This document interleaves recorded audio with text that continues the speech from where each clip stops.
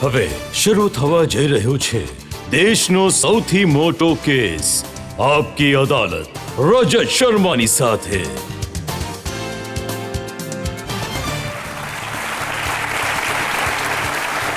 નમસ્કાર.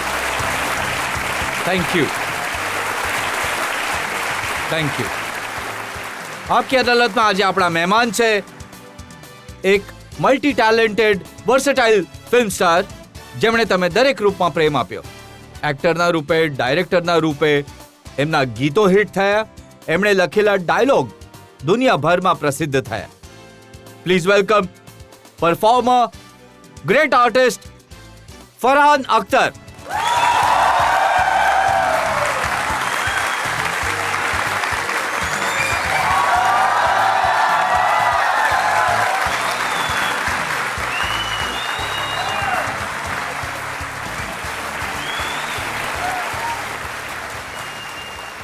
અને આપકી અદાલતના આજના આપણા જજ ઘણા સ્પેશિયલ છે.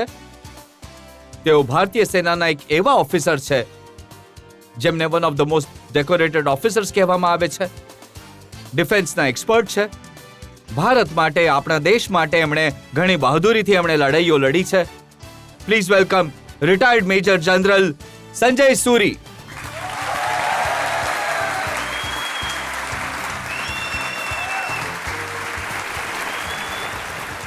કાર્યવાહી શરૂ કરવામાં આવે. તો આવો શરૂ કરી આજનો કેસ. આપકી અદાલતમાં પહેલો આરોપ ફરહાન અખ્તર પર. આપકી અદાલતમાં ફિલ્મ સ્ટાર ફરહાન અખ્તર પર આરોપ છે કે તેઓ છુપા રુસ્તમ છે. ફરહાન, મેં તમારા બાળપણ વિશે અમુક માહિતીઓ મેળવી છે. જી. જાવેદ અખ્તર સર, જે તમારા ફાધર છે, એમને ઇમ્પ્રેશન એવી હતી કે આ ચૂપચાપ રહે છે, આ એની રૂમમાં બેસી રહે છે, વધારે બોલતો નથી, કોઈની સાથે ઝઘડતો નથી. જી. પણ તમારી બેન જણાવે છે કે મોઢા પર મુક્કો મારતા હતા તમે. નહીં, એ એકવાર ભૂલમાં વાગી ગયું એમને, પરંતુ હું અડધું પારસી છું તો થોડો ઘણો રુસ્તમ હોવું સ્વાભાવિક હતું એમાં. હા, પણ હું મારી દુનિયામાં રહેતો હતો. મને વાર્તાઓ બનાવવાનો ઘણો શોખ હતો.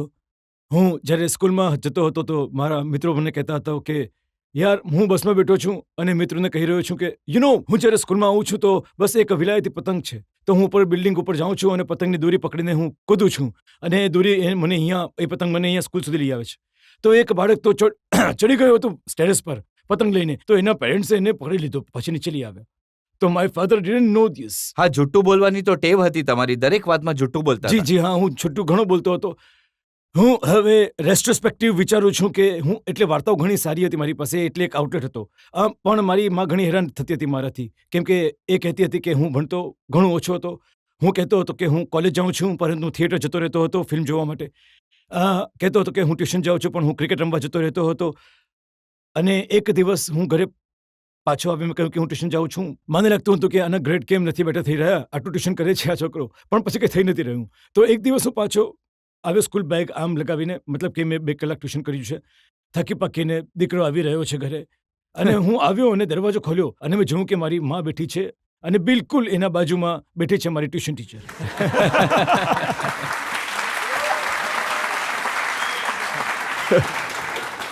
તો મને નહીં ખબર કે તમારામાંથી કોઈના પર આવી ઘટના વીતી છે, પરંતુ જેન્યુઅનલી કહીશ કે ત્યાં સર ધરતી ફાટી ગઈ. મને લાગ્યું મારા પગ આમ ધ્રુજી રહ્યા હતા, કાનમાં મતલબ ગરમી આવી જાય છે, બ્લડ પ્રેશર થોડુંક ઉપર થઈ જાય છે, અને એટલો માર પડ્યો એ દિવસે. એના પછી થોડો ઘણો અમુક દિવસો માટે હું સુધરી ગયો હતો.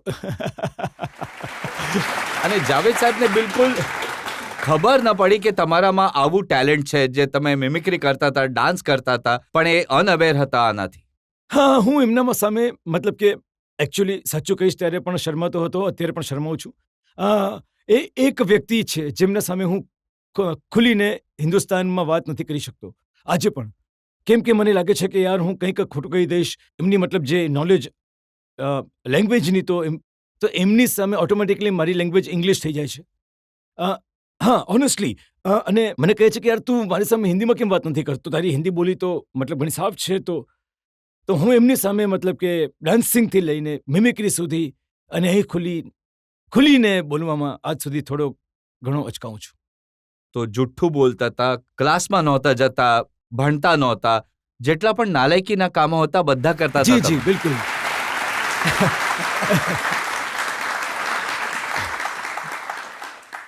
હા, એટલે કે નાલાયક હોવા પર હું ઘણી વાર ફર્સ્ટ આવ્યો છું. કાકા, પણ મને મ્યુઝિકનો ઘણો શોખ હતો. લોકોને એન્ટરટેન કરવાનો ઘણો શોખ હતો. ક્યારેક પણ સ્કૂલમાં કોઈ ફંક્શન હોય તો હંમેશા મને બોલાવતા હતા, ક્યાં તો ડાન્સ કરવા માટે અથવા તો કોઈ પરફોર્મ કરવા માટે.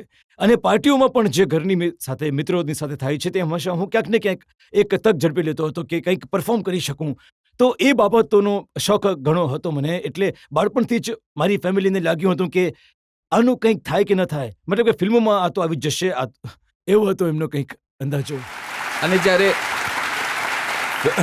ફિલ્મોમાં તક મળી 17 વર્ષની ઉંમરમાં તમે અસિસ્ટન્ટ કેમેરામેન બની ગયા. જી. પરંતુ આટલી મોટી ફિલ્મ યશ ચોપરાની, જી. શ્રીદેવી જેવા આર્ટિસ્ટ ત્યાં જી. હતા, તમે શ્રીદેવીને પાડી નાખ્યા? સર, હું કોણ થાઉં છું શ્રીદેવીને પાડવા વાળો? પણ આવી એક દુર્ઘટના તો બની હતી. હું અસિસ્ટન્ટ કેમેરામેન હતો. મનમોહનસિંહજી હતા, મનજી બોલાવતા હતા, એ કેમેરામેન હતા યશજીના. તો એ સમયે સ્ટેજ પર કામ મળતું હતું, એટલે કે એવું કોઈ સ્ટ્રક્ચર હતું નહીં. તો હું એમનો 7મો 8મો એવો અસિસ્ટન્ટ હતો. તો એક યશજીના ફિલ્મોમાં એક હંમેશા એક ડાન્સ થતો હતો, moments of passion, moments of rage, એવું કંઈક થતું હતું. તો શ્રીદેવીજી કંઈક ખરાબ સમાચાર મળ્યા છે, તો એ એમનું ફ્રસ્ટ્રેશન કાઢી રહ્યા છે ડાન્સમાં. તો એના એન્ડનો જે લાસ્ટ ફાઇનલ શોટ હતો એ સિક્વન્સનો, એ એક ક્રીન શોટ હતો. અને આવા જ એક વુડન ફ્લોર હતા જે એમના ઘરમાં છે, એ એક સેટ પર લાગેલો હતો અને ક્રીન શોટ હતો. મનજી બેઠા છે, કેમેરામેન જોઈ રહ્યા છે, શ્રીદેવીજી સરોજજી સાથે ત્યાં કંઈક કોરિયોગ્રાફી પ્રેક્ટિસ કરી રહ્યા છે. અને બધું તૈયાર થઈ ગયું હતું. અને મનજી લેન્સમાં થ્રુ જોયું અને યાર ત્યાં આગળ એ જમીન પર કંઈક દેખાઈ રહ્યું છે, કંઈક દાગ જેવું, એ કંઈક લાગી રહ્યું છે, કોઈ જલ્દી સાફ કરો. તો હું ત્યાં ઊભો હતો. તો મેં કહ્યું કે હું કરું છું. મેં એક બાલ્ટી લીધી, એમાં કંઈક કપડું માર્યું, તો હું ઘૂંટણીએ આમ થઈને જમીન સાફ કરવા ગયો. મેં સેટ સાફ કરવાનું શરૂ કર્યું. તો હું ઉપર જોતો હતો, આમ મનજી હા આમ કરતા હતા. હું જવા લાગ્યો પોલિશ કરતા, અને ત્યાંથી શ્રીદેવીજી ચાલતા ચાલતા આવી ગયા. તો હું આમ કરતા કરતા ગયો પોલિશ, અને આવ્યા પોલિશ પર એમનો પગ લપસી ગયો. અને હું સાચું કહું છું, મારા ત્યાં ઘણું ઓછું થાય છે લાઈફમાં જ્યારે, પણ લોકોએ કહ્યું કે જ્યારે એક્સિડન્ટ થાય છે ગાડીનો, તો એવું લાગે છે કે બધી ઘટનાઓ સ્લો મોશનમાં થાય છે, તમને બધું યાદ રહી જાય છે. તો એવું જ મને યાદ રહી ગયું જ્યારે શ્રીદેવીજી લપસી ગયા, કે હું ત્યાં ઊભો હતો અને શ્રીદેવીજી ઉડીને જઈ રહ્યા છે હવામાં. ને સાચે જ આવું આમ આખા, મતલબ કે બંને પગ એમના જ ઉપર હતા અને એ સીધા મારી ઉપર ધડામ કરીને અહીંયા પકડ, બિલકુલ મારી સામે. હું આમ છું, અહીં શ્રીદેવીજી સૂતા છે, અને સન્નાટો એકદમ સેટ પર. ક્યારેક તમે જો કોઈ ફિલ્મ સેટ પર ગયા હો તો ત્યાં સન્નાટો બિલકુલ નથી હોતો, ઘણા અવાજો હોય છે. પણ એ દિવસે એટલો સન્નાટો થઈ ગયો, મતલબ કે તમે તમારા શ્વાસ, હૃદયના ધબકારા બધું સાંભળી શકતા હતા. અને સારી વાત એ થઈ, જે મને લાગ્યું કે હું મારી કરિયર ખતમ, હવે આના પછી મને ક્યારે ફિલ્મમાં કંઈ કામ નહીં મળશે. પણ શ્રીદેવીજી, એમનો હું ઘણો આભારી છું કે એમણે હસવાનું શરૂ કર્યું. તો જ્યારે એ હસવા લાગ્યા કે હી, બાકી બધા જે નર્વસ હતા કે હવે શું કહેવું, એ આવું એવું થઈ ગયું. તો એમણે અરે રે થઈ જાય છે યાર, થઈ જાય છે એમ કહીને એમણે ઉચક્યો એમણે, અને કહ્યું કે નહીં ઇટ્સ ઓકે. તો મારું જે કરિયર જે થયું છે, એ એમના લીધે જ આજે હું અહીં તમારી સામે બેઠો છું. જુઓ, તમારા કરિયરમાં તમે કમાલ કરી છે. 25 વર્ષની ઉંમરમાં તમે ફિલ્મના ડાયરેક્ટર બની ગયા. જી. અને એ પણ ફિલ્મ એવી જેમાં તમે આમિર ખાન જેવા સુપરસ્ટારને કાસ્ટ કર્યા. હાજી, એટલે આમિર ખાનને કાસ્ટ કરવું કોઈ સહેલું કામ નહોતું. અને સાચી વાત એ છે કે જ્યારે મેં આ ફિલ્મ લખી હતી, તો એ વખતે મારા મનમાં જે નામ હતા એ હતા રિતિક, જે પાછલા વર્ષે ડેબ્યુ કરી ચૂક્યો હતો, અભિષેક બચ્ચન, જેમણે પણ 2000માં ડેબ્યુ કર્યું, અને અક્ષય ખન્ના, જેમની સાથે હું કામ કરી ચૂક્યો હતો એમની પહેલી ફિલ્મ હિમાલય પુત્રમાં.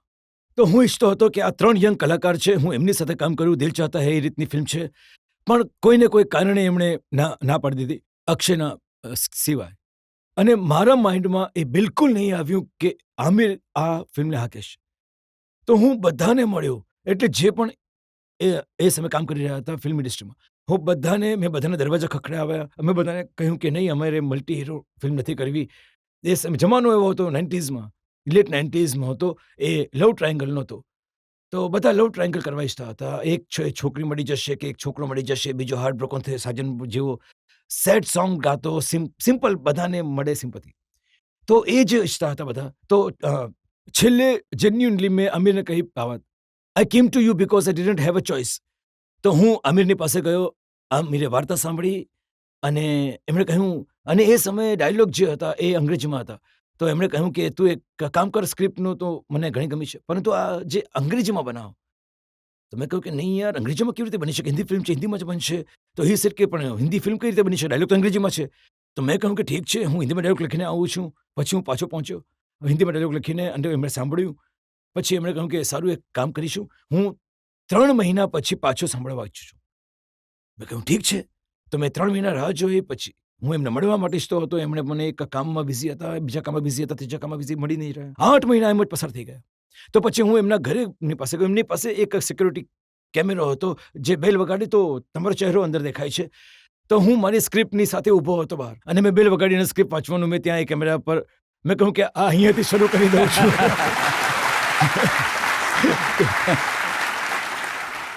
તો એ વખતે એ એક પ્રકારની હિંમત હતી, કારણ કે ગુમાવવા માટે કંઈ હતું નહીં. પણ લોકોને તો લાગે છે ભાઈ જાવેદ અખ્તર સાહેબના દીકરા છે, એ એક ફોન કરી દેશે આમિર ખાનને, એ તમારી ફિલ્મમાં કામ કરી લેશે. નહીં, એવું થયું નહીં. અને સારું થયું કે એવું નહીં થયું.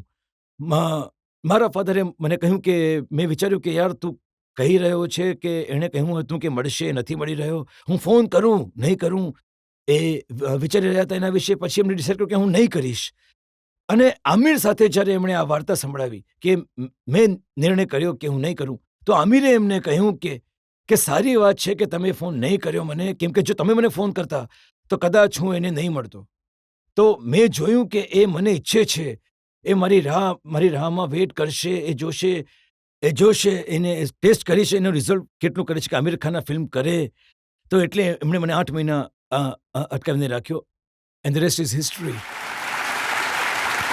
એ ફિલ્મનું મને યાદ છે સૈફ અલી ખાને પણ ના પાડી દીધી હતી લાસ્ટ મિનિટ પર કે ભાઈ હવે આમાં હું કામ નહીં કરું. હા, એ પણ સાચી વાત છે કે કંઈક 10 દિવસ બાકી હતા શૂટના પહેલા દિવસના, અમારા શૂટિંગના પહેલા. અને મને સૈફનો એક ફોન આવ્યો કે યાર મને એક ઘણી સારી ફિલ્મ મળી છે, લવ ટ્રાયંગલ, જે હું કરવા ઈચ્છું છું, અને એમાં મારો રોલ પણ ઘણો સરસ છે, અને આ છે તે છે. તો મતલબ અમારા બધાનું તો દિલ તૂટી ગયું કે યાર કે આટલા એક્સાઇટેડ હતા કે રેડિંગ થઈ ગયું છે, રિહર્સલ્સ થઈ ગયા છે, બધું સરસ થઈ ગયું. તો એક ઇમરજન્સી મીટિંગ બોલાવવામાં આવી, જેમ કે કેબિનેટ મીટિંગ હોય છે, અમારી પણ એક મીટિંગ બોલાવવામાં આવી કે અમારા ફાધરના ઘરમાં. તો રીતેશ જે મારા પાર્ટનર છે એ હતા, હું હતો, મારા ફાધર હતા, અને આમિર પણ આવ્યા હતા ત્યાં. અને અમે બધા વિચારી રહ્યા હતા કે યાર હવે સૈફ પહોંચવાનો છે કંઈક અડધો કલાકમાં, તો અમે શું કહીશું એને, કઈ રીતે એને કન્વિન્સ કરીએ કે તમે આ ફિલ્મ કરો. તો કોઈક રીતે એ સાંજે અમે મનાવ્યા એમને. આમિરે મને ઘણું ડિસ્ટિંક્ટલી યાદ છે, આમિરે એમને કહ્યું કે યાર સૈફ, જો તું આ ફિલ્મ નહીં કરે તો ઘણી મોટી ભૂલ કરશે તું તારા કરિયરમાં, આ ફિલ્મ નહીં કરીને. તો પછી કોઈક રીતે એ કન્વિન્સ થયો. And fortunately I am very very happy that he did the film. આમિરે મને કહ્યું હતું કે સૈફ આના આવવા પહેલા, જો સૈફ મિટિંગ્સના પછી પણ કહે છે કે આ ફિલ્મ નથી કરી રહ્યો, તો માત્ર એક માણસ છે જે આ રોલ કરી શકે છે. તો હું એકદમ એક્સાઇટ થઈ ગયો કે યાર કોઈક તો હશે. તો મેં કહ્યું કોણ છે એ માણસ? હી સેડ તું. પણ તમારા ઓવર કોન્ફિડન્સની, અતિ આત્મવિશ્વાસની ગજબની વાત અમિતાભ બચ્ચને કરી. જી. 30 વર્ષની ઉંમરમાં તમે ફિલ્મ ડાયરેક્ટ કરી રહ્યા જી. હતા, અમિતાભ બચ્ચન એમાં કામ કરી રહ્યા હતા, અને તમે અમિતાભ બચ્ચનને શીખવી રહ્યા હતા કે એક્ટિંગ કેવી રીતે નહીં, કરવાની હું છે. તો નહીં. એમણે કહ્યું કે મને લાગ્યું કે ઉસ્તાદજી આવી ગયા છે અને અમને કહેશે કે એક્ટિંગ કેવી રીતે જે કરવાની છે. થયું હતું, કેમ કે મને ઘટના ઘણી સારી રીતે યાદ છે. એ દિવસ યાદ છે જ્યારે હું એમના રૂમમાં ગયો હતો. તો એ આવ્યા હતા પહેલા દિવસે, એમના શૂટિંગનો પહેલો દિવસ હતો. અમે એક આર્મી કેન્ટોનમેન્ટમાં શૂટ કરી રહ્યા હતા.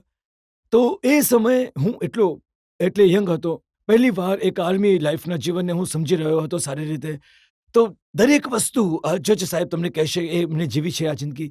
દરેક વસ્તુ એટલી ક્લોક વર્કથી થાય છે ત્યાં આગળ કે તમે કોઈ લિબર્ટી નહીં લઈ શકો. 2 મિનિટ આગળ, 2 મિનિટ પાછળ કે એવું કંઈક નહીં થઈ શકે. તો એ એમણે બિલકુલ ક્લિયરલી કહ્યું હતું કે તમે આ કન્ટોનમેન્ટમાં આ સમયે આવશો, તમારું કામ આ સમયથી આ સમય સુધી થશે, અને પછી તમારે ત્યાં નીકળી જવાનું છે આ કન્ટોનમેન્ટમાંથી. એટલે કટર સેકન્ડ પણ નહીં બચવી જોઈએ ત્યાં આગળ. તો એ એટલા સ્ટ્રેસ હતો અમારા પર એ સમયે, એ દરમિયાન, કે એટલે કે કામ જલ્દી થઈ જાય, સારી રીતે થઈ જાય, જેથી અમે ફરીથી પરમિશન ના લેવી પડે ફરીથી કંટોનમેન્ટમાં, કેમ કે they are very restricted area. તો એ દિવસે જે થયું તે એમનો પહેલો દિવસ હતો. એમાં એમને વધારે સમય લાગ્યો એમને પરફોર્મ કરવામાં. અને મને મારી સાઈડથી લાગ્યું કે યાર મારી પર આટલું પ્રેશર છે, તો બની શકે છે કે જો હું જઈને એમની સાથે વાત કરું કે રૂમમાં કે ભાઈ કંઈક સમજવા ઈચ્છો છો, અથવા તો હું તમને કંઈક કહી શકું, તો હું આજે સાંજે જ કહી લઉં કે જેથી કાલે જ્યારે સેટ પર જઈએ તો કામ સારી રીતે થઈ જઈ શકે. પણ બની શકે કે મારું એન્થ્યુઝિઝમ જે હતું, અથવા બની શકે છે કે એમની તરફથી બની શકે છે કે એટલે કે યંગ ડિરેક્ટર આવીને મને કહી રહ્યો છે કે સર જો કંઈ પ્રોબ્લેમ હોય તો લેટ્સ ટોક અબાઉટ ઇટ, એવું કંઈક તો ખરાબ લાગી શકે છે. તો એમને પાછળથી સમજાયું કે કદાચ એમને ખરાબ લાગ્યું હશે, and I did apologise to him for that. પણ ઇન્ટેન્શન ઓબ્વિયસલી એ નહોતો. હું ઈચ્છતો હતો કે જે કામ કરવા ઈચ્છીએ છીએ એ એટલું જલ્દી થઈ શકે, એ થઈ જાય, બસ બીજું કંઈ નહીં. તો સહેલું હતું એમની સાથે કામ કરવું? હા, ઘણું સહેલું હતું એકચ્યુઅલી. ઘણા જ પ્રોફેશનલ છે રજતજી. અમે એક સીન કરી રહ્યા હતા. જેમણે આ ફિલ્મ જોઈ છે લક્ષ્ય, જ્યારે રિતિક ઉપર જાય છે અને એ ફ્લેગ ઝંડો લહેરાવે છે ત્યાં આગળ, અને ફ્લેર થાય છે, તો દૂરબીન પર એમના જે કમાન્ડિંગ ઓફિસર છે કર્નલ સુનિલ દામલે એ જોઈ રહ્યા છે, અને એ ઘણા ખુશ થઈ જાય છે જોઈને. તો એ એક અર્લી મોર્નિંગ શોટ, સનરાઈઝનો શોટ હતો. તો જ્યારે અમે જઈ રહ્યા હતા લોકેશન પર તો બિલકુલ અંધારું હતું, પણ કારણ કે સેટઅપ બધું અંધારામાં જ કરવાનું છે, એવું પહેલું કિરણ ઉગ્યું સૂરજનું તો અમે શૂટ કરીશું. તો અમે પહોંચ્યા ત્યાં આગળ, એક અંધારામાં એક સર્વિસ લાઇટ જે ક્રૂ લગાડે છે ત્યાં એક સળગી રહી હતી, અને અમે જોયું કે ત્યાં પહાડ પર એક માણસ એક ખુરશીઓનો આવો એક સ્ટેજ લગાડ્યો છે, અને એક માણસ બેઠો છે એના પર. જો કોણ છે યાર, સવારમાં આટલું જલ્દી કોણ આવી ગયું છે અહીંયા? તો ક્રૂ તો હમણાં જ પહોંચી રહ્યું છે, અમારે પહેલા તો કોઈ આવતું નથી. તો જઈને જોયું બચ્ચન સાહેબ બેઠા છે ત્યાં. સિરિયસલી, બિલકુલ, મતલબ પોતાના કોસ્ચ્યુમમાં ત્યાં બેઠા છે. એ એક પોતાની જાતને મૂડમાં લાવી રહ્યા છે કે યાર હું આખી રાત અહીંયા બેઠો છું, વેઇટ કરી રહ્યો છું, કંઈક થવાનું છે. તો આખી એટલે પ્રિપરેશન જે એમણે કરી, એનાથી એટલે ઘણું બધું શીખવા મળ્યું કે મને એઝ એન ડિરેક્ટર ઓલ્સો, અને આગળ વધતા એઝ એન એક્ટર કે કમિટમેન્ટ શું હોય છે એ મેં શીખ્યું એમની પાસે. કોઈ કલાકાર આટલા મોટા એમને એમ નથી બની નહીં, બિલકુલ. એ એમનું મતલબ જે કરિયર છે, જે શરૂ થયું છે 60s, એ હવે 2025માં આટલા વર્ષે પછી, મતલબ કે તમે કોઈ પણ યંગ ફિલ્મ મેકર કે યંગ રાઇટર, યંગ ડિરેક્ટરને પૂછો કે તમે કોની સાથે કામ કરવા ઈચ્છો છો, બધાના નામ એટલે બધાના મોઢે હશે અમિતાભ બચ્ચન. તો ધેટ્સ ગ્રેટ. એના પછી તમે શહેનશાહ પછી કિંગ ખાનને લીધા ફિલ્મમાં ડોન. જી, તો હું શહેનશાહથી મતલબ નેક્સ્ટ લેવલ પર, એના પછી કોઈ પ્રિન્સ આવવાનો છે. હા, નહીં, શાહરૂખ ખાન અને મારી દોસ્તી સારી થઈ ગઈ હતી. દિલ ચાહતા હૈ પછી અમારી મુલાકાત શરૂ થઈ ગઈ. દિલ ચાહતા હૈ પછી મતલબ એમની જે સેન્સ ઓફ હ્યુમર છે, તમે તો મતલબ ઘણી વાર મળ્યા છો એમને, અને તમે ટીવી પર જોયું હશે કે મતલબ એ ઘણા ચાર્મિંગ માણસ છે, ઘણા જ ખુશ મિજાજના માણસ છે. તો એમની સાથે સમય પસાર કરવામાં ઘણી મજા આવતી હતી. વાત કરતા રહે છે કે યાર આવી ફિલ્મો કેમ નથી બનતી, આજે જેવી સાલિમ જાવેદ લખતા હતા, તો આ કન્વર્ઝેશન થતા હતા. અને મારા માઇન્ડમાં હંમેશા મતલબ હું એ ફિલ્મોમાં મોટો બોટ થયો છું, અને હું ઈચ્છતો હતો કે યાર એટલો પ્રેમ છે મારો એ ફિલ્મો માટે કે કેમ નહીં હું એક ફિલ્મ રિમેક કરું. અને જે ફિલ્મ મને ઘણી સારી લાગી હતી એ વખતે કે ફરીથી બની શકે છે, કારણ કે ઘણી મોડર્ન હતી પોતાના સમય માટે પણ. જ્યારે 17માં રિલીઝ થઈ હતી, ઘણો મોડર્ન ટેમ્પો, ઘણો મોડર્ન માઇન્ડસેટ હતો એમનો. તો એટલે મેં શાહરૂખ સાથે વાત કરી, મેં કહ્યું યાર હું વિચારી રહ્યો છું કે ડોન બનાવી દઉં. તો એમણે વગર કંઈ સાંભળે કહ્યું કે yes I am on, let's do it. તો એ રીતે બની Don, and we have wonderful time to make it. એ જમાનામાં શાહરૂખ ખાન, પ્રિયંકા ચોપરા બે સ્ટાર્સને લઈને ફિલ્મ બનાવી યંગ ડાયરેક્ટર માટે મુશ્કેલ કામ હતું? સર, હું બચ્ચન સાહેબ સાથે કામ કરી ચૂક્યો હતો, તો આફ્ટર ધેટ જે સ્ટાર હતા એ વખતે નો બડી બિગર દેન હિમ. પણ એમની સાથે કામ કરવું, પ્રિયંકાની સાથે કામ કરવું, ઓમપુરીજીની સાથે, મેં ઓમપુરીજી સાથે 3 ફિલ્મો કરી છે, અને ડોન 1, ડોન 2 અને પછી લક્ષ્યમાં પણ હતા. તો એમની સાથે પણ કામ કરવામાં મતલબ એક ઘણો જ અલગ આનંદ અને એક અલગ મિજાજ હતી, કારણ કે એ એટલા સારા કલાકાર હતા, અને એટલો મતલબ પાવર હતો એમના દરેક પરફોર્મન્સમાં, અને એ એક રિસ્પેક્ટ જે માઇન્ડમાં કરતા હતા as an actor and as a human being. જ્યારે તમે સેટ પર મળો છો તો એમને એવું લાગતું હતું કે યાર બિલકુલ આપણા જ, એટલે બિલકુલ easy, no cheap in soldier. કે હું નેશનલ એવોર્ડ જીતી ચૂક્યો છું, મેં NSDમાં મતલબ કે મેં ગોલ્ડ મેડલ જીત્યું છે, એવું કાંઈ જ નહીં. તો મેં જ્યારે તમે લોકોને મળો છો તો તમને અંદાજ આવે છે કે યાર ગોડ વિલિંગ અથવા જે વસ્તુમાં તમે બિલીવ કરો છો તે તમને સફળતા મળશે, તમને સક્સેસ મળશે. પણ આ લોકો પાસે શીખવા મળે છે કે યાર એના પછી પણ એક હમ્બલ રહેવું ઘણું ઘણું જરૂરી હોય છે. આ એક વસ્તુ આ લોકો પાસેથી મળી. આપણે જનતામાંથી સવાલ લઈ શકીએ એક બે? ફરહાન સર, તમારી મૂવીઝમાં પોએટ્રી બહુ જ સરસ હોય છે. આભાર. તો તમારી ફેવરેટ પોએમ કઈ છે એ અમે સાંભળવા માંગીએ છીએ. મારી ફેવરેટ પોએમ જે છે ફિલ્મોમાંથી એ જિંદગી ના મિલેગી દોબારામાંથી જ છે. जब जब दर्द का बादल छाया, जब गम का साया लहराया, जब आंसू पलकों तक आया, जब ये तन्हा दिल घबराया, हमने दिल को ये समझाया दिल आखिर तू क्यों रोता है, दुनिया में यूं ही होता है, ये जो गहरे सन्नाटे हैं वक्त ने सबको बांटे हैं, थोड़ा गम है सबका किस्सा, थोड़ी धूप है सबका हिस्सा.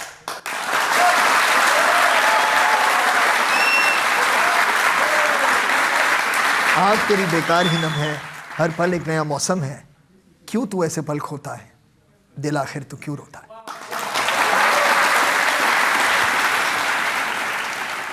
આટલી સરસ વાત તમે કહી છે. આ એક સારી તક છે એક બ્રેક લેવાની. જી. આપણે એક બ્રેક માટે રોકાઈશું અને બ્રેક બાદ આપકી અદાલતમાં ફરહાન અખ્તર પર આરોપો અને સવાલોનો વધુ એક દોર. એમણે મને ફોન કર્યો અને કહ્યું કે યાર ડૉક્ટરે કહ્યું છે કે he doesn't have much time now. અને એમણે ફોન સોરી એક સેકન્ડ.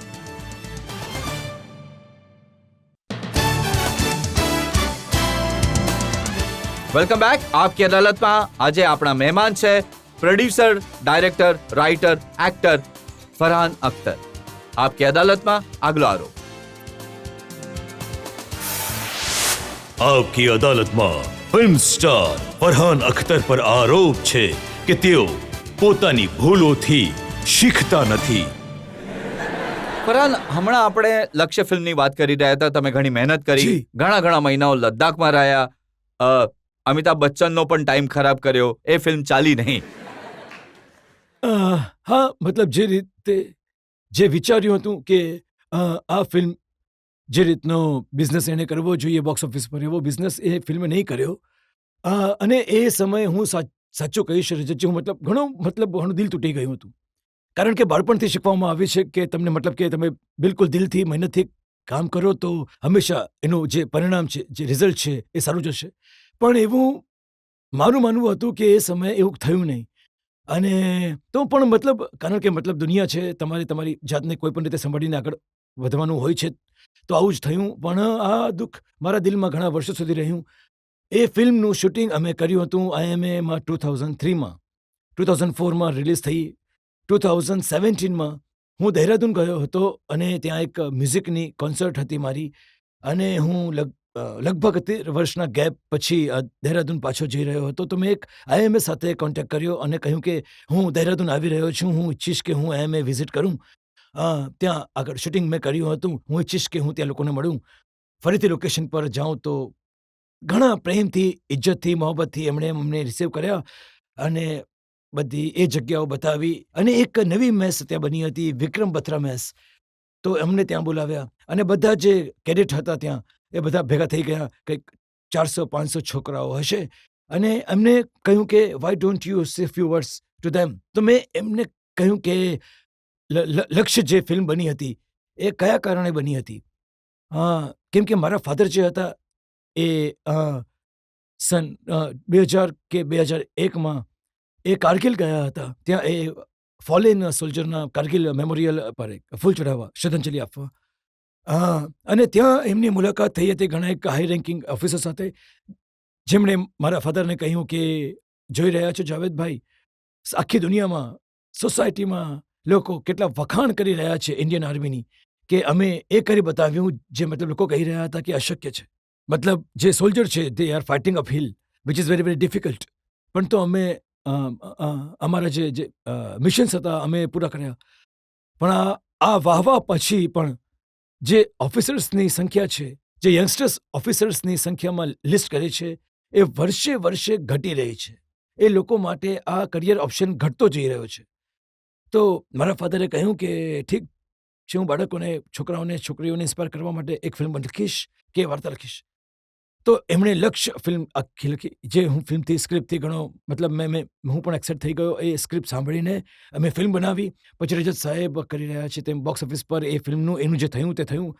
તો જ્યારે હું હતો અને મેં વાર્તા સંભળાવી, તો જો એજોટીન મેજર સાહેબ હતા, એમણે માઇક લીધું અને એમણે કહ્યું કે ફરહાનજી, હું તમને કંઈક બતાવવા ઈચ્છું છું. અને એમણે પૂછ્યું કે કેડેટ્સને કે એક વાત જણાવો કે તમારામાંથી કોણ કોણ જે અહીંયા આવ્યા છે, એનલિસ્ટ કર્યું છે તમે, કોણ કોણ અહીંયા આવ્યું છે ફિલ્મલક્ષ જોવા પછી. અને લગભગ 60% 60% people puts their hands up saying that we have came because of Laksh.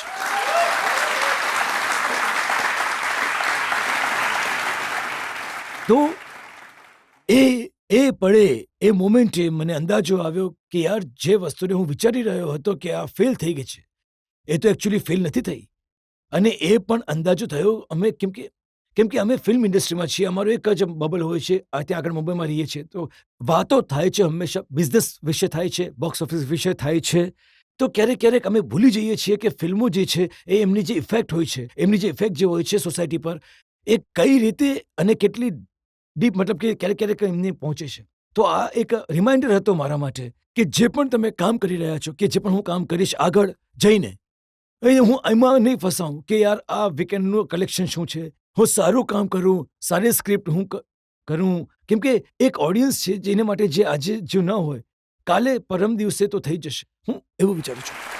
જો નોર્મલી મુંબઈ ફિલ્મ ઇન્ડસ્ટ્રીમાં માનવામાં આવે છે કે કોઈ ફિલ્મ કમર્શિયલી સક્સેસ ના હોય, પૈસા ન કમાય, જી. તો એ પ્રકારની ફિલ્મ પર હાથ નહીં નાખવો જોઈએ. પણ જી. તમે ફરીથી લદ્દાખ પહોંચી ગયા, ફરીથી વોર પર સ્ટોરી બનાવી રહ્યા છો, જી. ફરીથી એ જ કામ કરી રહ્યા છો. એકચ્યુઅલી મને લદ્દાખ બહુ પસંદ છે. તો હું નહીં, પણ સાચી વાત એ છે કે લક્ષ્ય માટે હું લદ્દાખ ગયો હતો. પછી હું લદ્દાખ ગયો હતો મિલ્ખા ભાગ માટે, અને હવે 120 બહાદુર માટે. અને આ વાર્તાઓ જેવી છે, મતલબ તમે એના વિશે વિચારતા નથી યાર. જો ચાંદ પર પણ શૂટ થઈ જાય 120 બહાદુર, તો હું જતો રહેતો. સાચો કહી રહ્યો છું. કારણ કે એ જે લોકો હતા, એ કઈ રીતના લોકો હતા, કઈ માટીના બનેલા હતા, શું મતલબ શું મેળવી ગયા, શું એ કઈ રીતે લડ્યા, એ જુસ્સો શું હતો, મતલબ કે એમને એઝ એ આર્ટિસ્ટ પણ તમે કરે છે. એ થયું હશે 1962માં, પણ એની જે એક ફિલિંગ છે, એ પેશન જે છે, એક એનર્જી, તમે જ્યારે સ્ક્રિપ્ટ સાંભળો છો, વાર્તા સાંભળો છો, એ તમારામાં ઓટોમેટિકલી આવી જાય છે.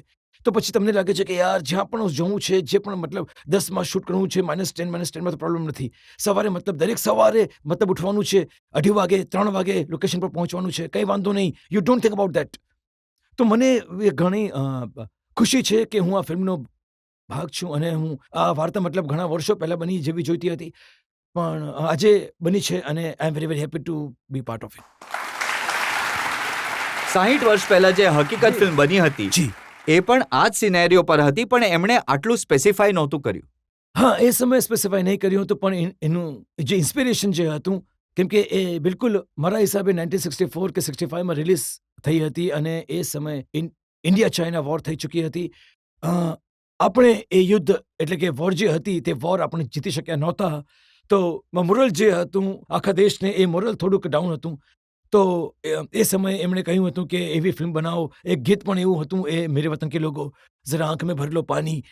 તો આ એક દેશને એક સૌરવ લિફ્ટ કરવા માટે. હા, લિફ્ટ, બિલકુલ આવી ફિલ્મો બની હતી, આ ગીત લખાયું હતું, અને એ આ વેરી બ્યુટીફુલ ફિલ્મ.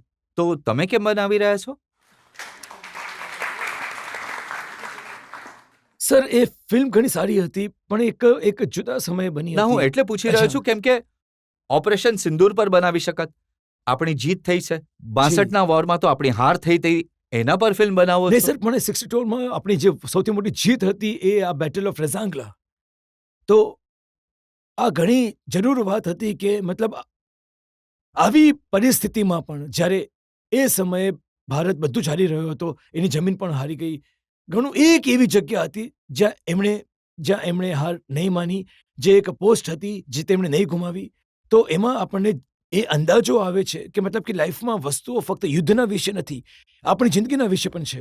કે વસ્તુઓ હશે તમારી લાઈફમાં જે ક્યારેક એક યુદ્ધ જેવી હોય છે, જેમાં તમે ઘણું બધું હાર્યા, પણ તમે જો શૈતાન સિંહની જેમ અને એ 120 જવાનોની જેમ, એટલે કે તમારી અંદર જો એક જુસ્સો હોય તો તમે કોઈ પણ વસ્તુની સામે તમે એને લડીને મુકાબલો કરીને તમે લડી શકો છો. એને તો that's the inspiration of it. જો જે તમારા મેં પ્રમોશન જોયા એને જોઈને ખ્યાલ આવે છે, તમે કહો છો કે 120 બહાદુર જુવાનો હતા આપણા, જેમણે 3000 ચાઇનીઝને હરાવ્યા. તો આ કેવી રીતે લોકો વિશ્વાસ કરશે? સર, આજ તો મતલબ એકચ્યુઅલી મારા ફાધર કહે છે કે આ ફરક હોય છે ટ્રુથમાં, સચ્ચાઈમાં અને ફિક્શનમાં. ફિક્શનમાં એવું હોય છે કે તમારે જસ્ટિફાય કરવાનું હોય છે. જો હું વાર્તા લખી રહ્યો છું અને હું કહી રહ્યો છું કે અહીંથી માણસ કૂદ્યો, એ પડ્યો 15મા માળની બિલ્ડિંગથી નીચે પડ્યો બસ, અને એક નાની ઈજા થઈ અને એ ઊભો થઈ ગયો અને આમ કર્યું, એટલે કે તમે જે ફિલ્મો જે જુઓ છો બધા કહે છે કે યાર કેવી રીતે બની શકે છે આ માણસ 15 માળની માળેથી પડે છે અને એને કંઈ નહીં થાય. પણ જો તમે વાર્તા તમે વાંચશો ન્યૂઝપેપરમાં કે એક માણસ પડ્યો 15મા ફ્લોરથી, એ પડ્યો અને એને કંઈ થયું નહીં, તમે વિશ્વાસ કરી લેશો. Truth allows you to do thing in fiction does not allow. તો આ વાર્તામાં જે બન્યું છે, જે રીતે એ સત્ય છે, તમે વિશ્વાસ નહીં કરી શકશો. આ રાઇટર નહીં લખી શકે કે એમણે શું કર્યું, કઈ રીતે એ જીત્યા, કઈ રીતે, મતલબ કે બાકીના આર્મીને, આર્મ ફોર્સિસને, આપણી સોસાયટીને ખબર પડી કે શું થયું હતું ત્યાં આગળ. આ બધી વસ્તુઓ બિલકુલ લાજવાબ છે અને હું આ જોય ઓફ ડિસ્કવરી છોડી દઈશ તમારા ઓડિયન્સ માટે. જ્યારે એ ફિલ્મ જોશો તો અંદાજો આવી જશે કે શું થયું હતું ત્યાં આગળ. ના, આ વાત તો તમે બરાબર કહી રહ્યા છો કે વિશ્વાસ કરવું અઘરું બને છે. કોઈ ફિલ્મમાં દેખાડે કે એક પ્લેનનો ક્રેશ થાય, 262 લોકો છે, 261 મરી ગયા, એક માણસ ઊભો થઈને આવી રહ્યો છે. આ તો અત્યારે હમણાં જ થયું છે. હવે આને જો તમે ફિલ્મમાં દેખાડશો તો કહેશે કે યાર આ કેવી રીતે બની શકે છે, પરંતુ થઈ જાય છે. એટલે કે હકીકતમાં, અસલિયતમાં આવી ઘટનાઓ થાય છે જે ડિફાઇન લોજિક. તો આવી એક ઘટના બની હતી 1962માં. પણ આ ફિલ્મને લઈને અમુક કોન્ટ્રોવર્સી પણ થઈ. જે યાદવ મહાસભાના લોકો છે એમણે કહ્યું કે તમે અહિર રેજિમેન્ટને નથી બતાવી બરાબર રીતે, આખું ફોકસ મેજર શૈતાન સિંહ પર રહ્યો. જો હું ફક્ત મેજર શૈતાન સિંહ ભાટી પર ફિલ્મ બનાવવા ઈચ્છતો હોત તો હું ટાઇટલ રાખી લેતો શૈતાન સિંહ. એ સૌથી સરળ કામ થઈ જાત અને કોન્ટ્રોવર્સી રહેતે જ નહીં. બધા કહેતા કે અચ્છા શૈતાન સિંહ પર ફિલ્મ બની છે. પણ આ ફિલ્મ છે આખી કંપનીના વિશે, એટલે મેં નામ રાખ્યું છે 120 બહાદુર. કેમ કે જે બાકીના લોકો હતા એમનું પણ જે યોગદાન હતું એ લડાઈને, એ બેટલને જીતવા માટે બિલકુલ એમની બરાબરનું યોગદાન હતું. અને હવે હમણાં જ એક ટ્રેલર રિલીઝ કર્યું છે, જેમાં એક કેરેક્ટર કહી રહ્યો છે કે અહીર હૈ હમ, પ્યાર સે માંગોગે તો જાન ભી દે દેંગે, લેકિન અગર દેશ પર બાત आई તો એક क्या 100 की भी जान ले लेंगे. આવું કહ્યું છે. તો એક છોકરો જે હતો, જે મને ઘણું ટ્રોલ કરી રહ્યો હતો ઘણા સમયથી, કહી રહ્યો હતો કે તમે તો હીરોના વિશે નથી કહ્યું, હીરોનું નામ કેમ નથી લઈ રહ્યા, બધા એવું કહી રહ્યા છે. કાલે એનો જ એક મેસેજ આવ્યો મને આ ટ્રેલર બાદ. એણે કહ્યું, ફરહાન સર, જો તમે આ ડાયલોગ પહેલા જ ટીઝરમાં નાખી દે તો પછી ફાલતુનું પ્રોટેસ્ટ નહીં કરવું પડતે અમારે.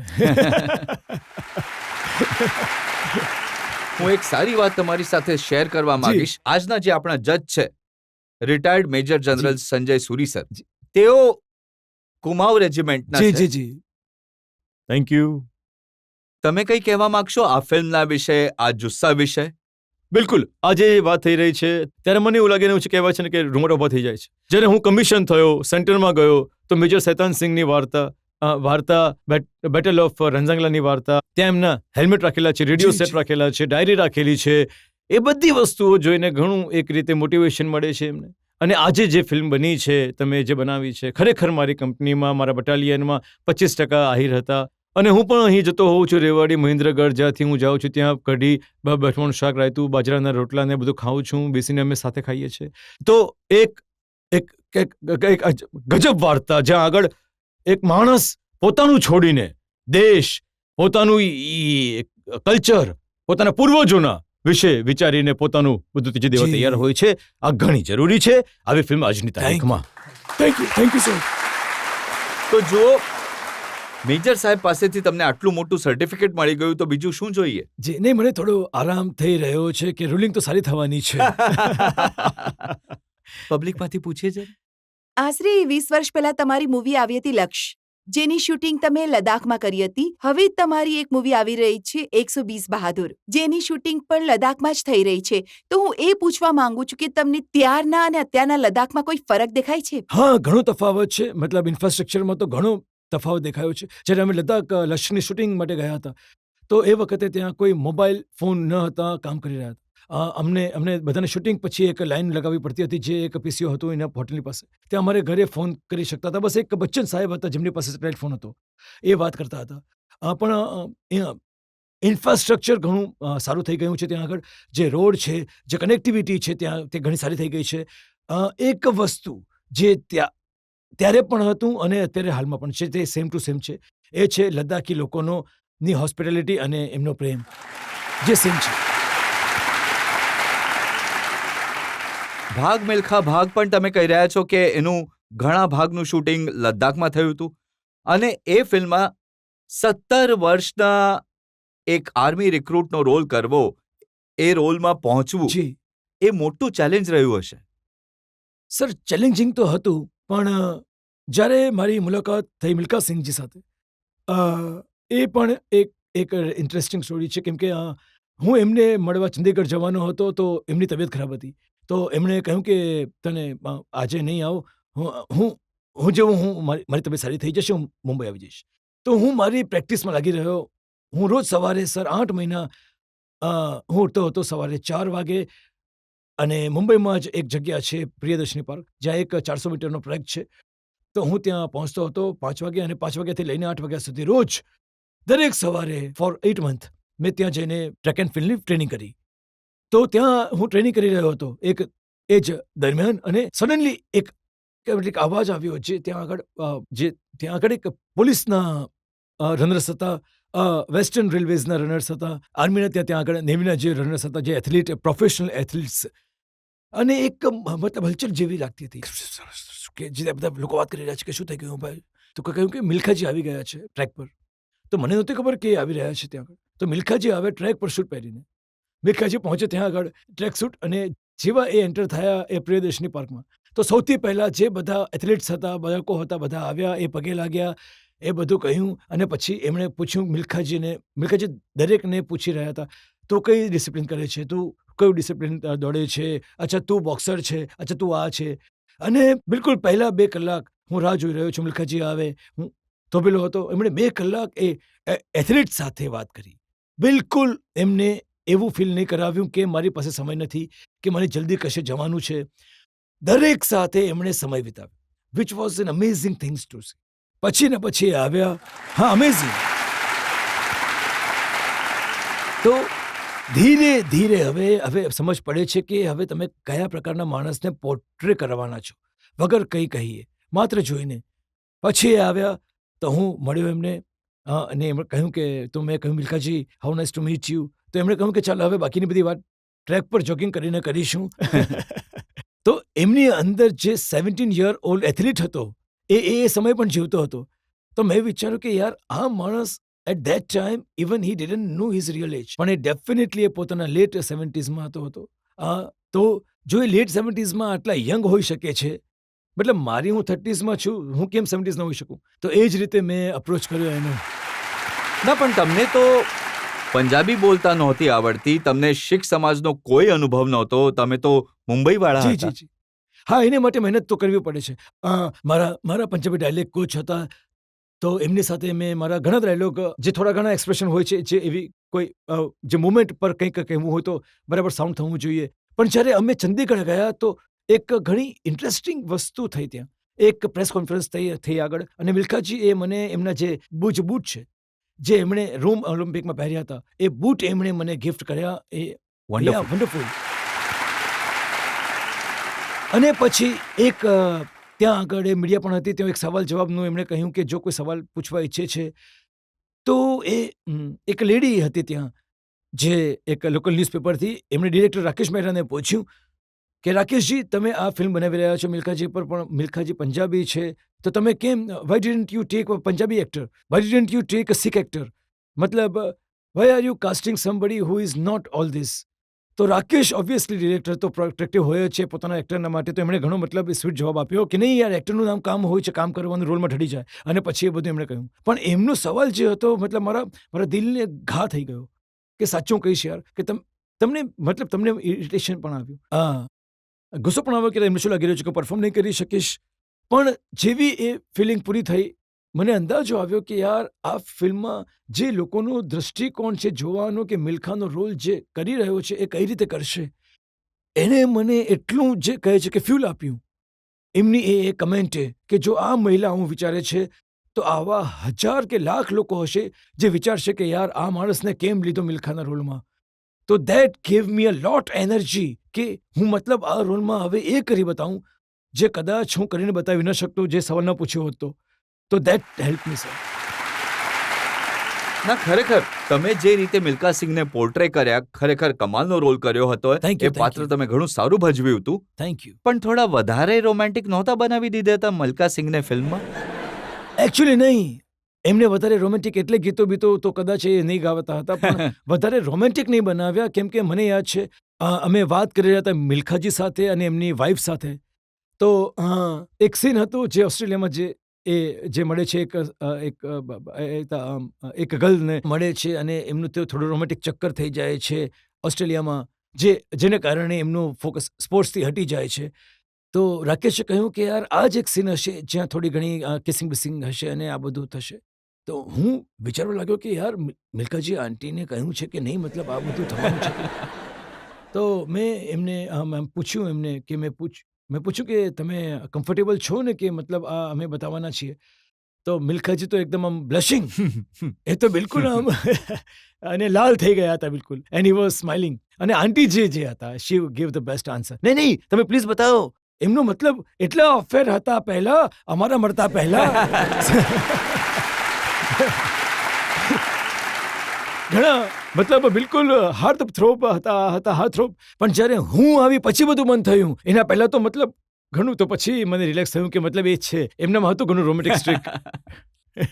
તો ફિલ્મ રિલીઝ થયા બાદ તમારી મુલાકાત થઈ? જી મિલ્ખા ઘણી સિંહ મુલાકાત સાથે? થઈ. એના પછી અમે સાથે લંડન ગયા. ઘણો સમય અમે સાથે વિતાવ્યો. જ્યારે પણ હું ચંદીગઢ જતો હતો હું એમને મળતો હતો અને એમની ફેમિલીને. જો એ ક્યારેક મુંબઈ આવતા હતા તો અમારી ફેમિલીને મુંબઈ આવતી હતી તો હું હંમેશા ઘરે આવતો.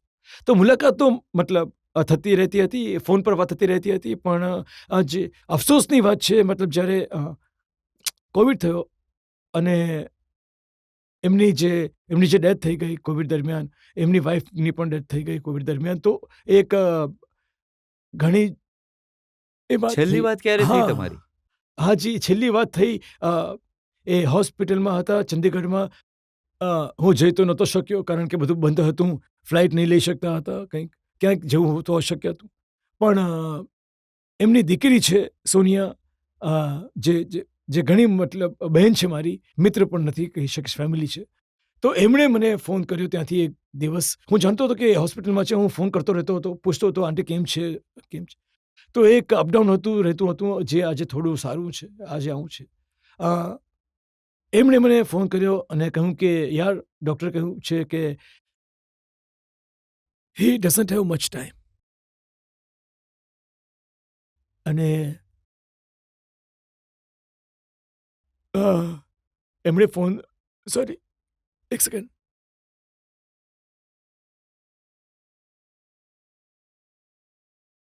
તો એમણે ફોન આપ્યો અને કહ્યું કે હું ફોન એમના કાન પર રાખીશ, તમારે જે પણ કહેવું હોય, ગુડ બાય કહેવું હોય, જે પણ કહેવું હોય તમે કહી દો. તો that was the last thing I told him. I loved him dearly and I am very sorry કે હું ત્યાં જઈ નહીં શક્યો. એ સમય જ એવો હતો. કોવિડમાં કોઈ ક્યાંય જઈ નહોતું શકતું. ઘણા બધા લોકો સાથે એવું થયું.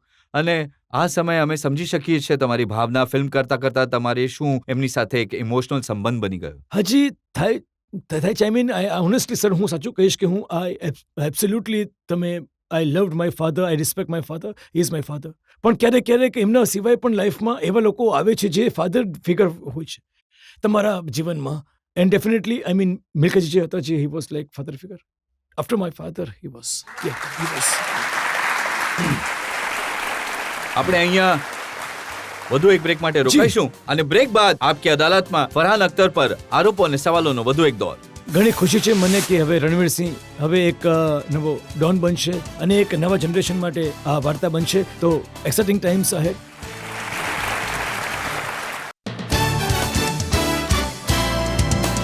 Welcome back. આપકી અદાલતમાં આજે આપણા મહેમાન છે ફિલ્મ સ્ટાર ફરહાન અખ્તર. આપકી અદાલતમાં આગલો આરોપ. આપકી અદાલતમાં ફિલ્મ સ્ટાર ફરહાન અખ્તર પર આરોપ છે કે તેઓ પોતાની જાત પર ફિદા છે.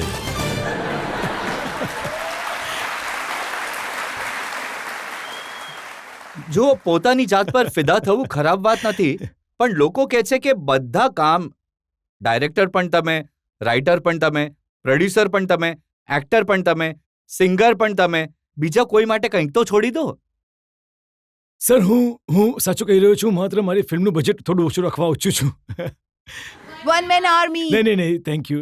મને ઘણી મજા આવે છે ફિલ્મ બનાવવામાં, લખવામાં, ડિરેક્ટ કરવામાં, એક્ટ કરવામાં. જો કોઈ મને કહે કે ગીત ગાઈ લો, હું ગાઈ પણ લઈ શકું છું ફિલ્મમાં. પણ મને લોકોને એન્ટરટેન કરવામાં મજા આવે છે, લોકોની સાથે મતલબ એક વાર્તા શેર કરવામાં મજા આવે છે.